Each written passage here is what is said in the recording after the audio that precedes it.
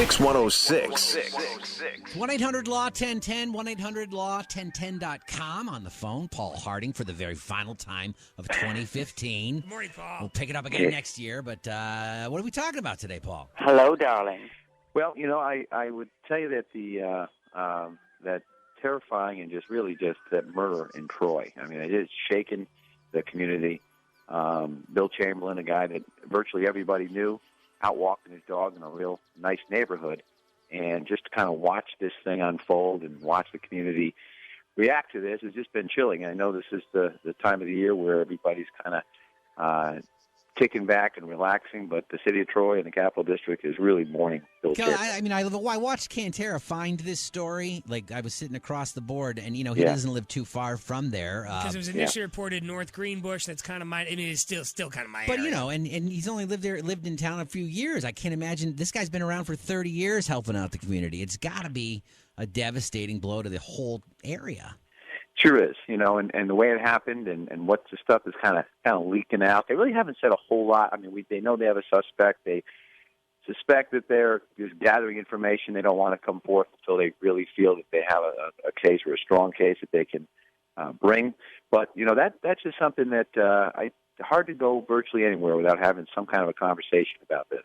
So the calling hours for Bill Chamberlain are today. We know they have a 28-year-old suspect who lives with his mom, still held in prison, not charged. He's there on a parole violation. How long can you keep a guy on a parole violation, Paul?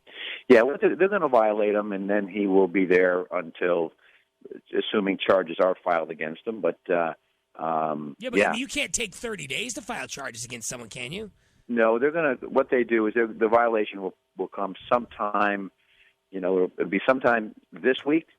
Sometime this week when they gather the information, they just have to show there's been enough involvement in something that violates his parole. There's not a full due process scenario, and then they can hold him, and then they can do the official parole violation hearing. So I suspect they've got enough to kind of keep him there until this thing either moves forward or doesn't. I mean, right now we just know they have somebody that they're holding. Joseph Vandenburgh, and it's being reported many times, 7 years in prison for burglary. He got out last year. The sources are that he was trying to get a full-time job with the city of Troy.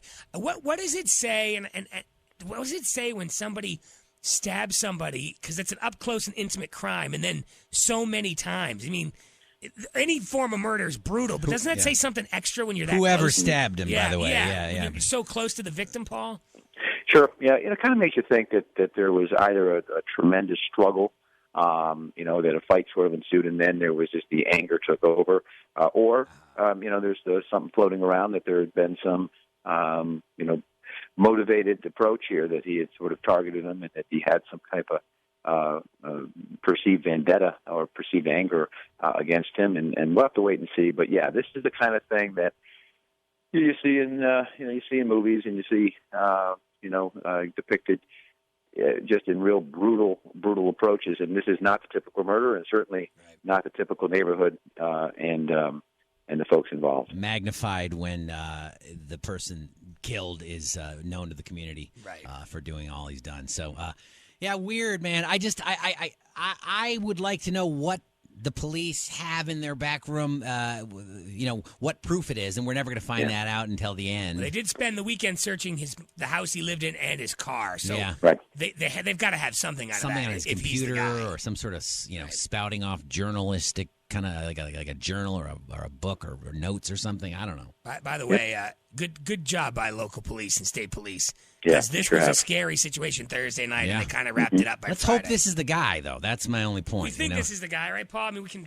They think it's the guy, and if it's not the guy, and hope they can discover that pretty quickly. Also, kind of get him back on track. But everything's sort of pointing to the fact that they have enough evidence to hold him as long as they have, and just kind of have to wait and see. So certainly, takes a little bit of energy away from the season here, and just reach out to the family and everybody in Troy. And I'll tell you, one of these guys that I've never met him, but boy, do I run into so many people that know him and just really had such strong affection toward him. Thanks, Paul. Thanks a lot, Paul. Have Okay, a great guys. holiday. All right, buddy. Yeah, Merry Christmas and Happy Holidays. And 1-800-LAW-1010, 1-800-LAW-1010.com. Say hi to everybody over there at Margaret sure will. Harding and Mazzotti for us, okay, pal? Absolutely. Yep, Thanks, Paul. first thing. It's Quinn and Cantara, PYX 106.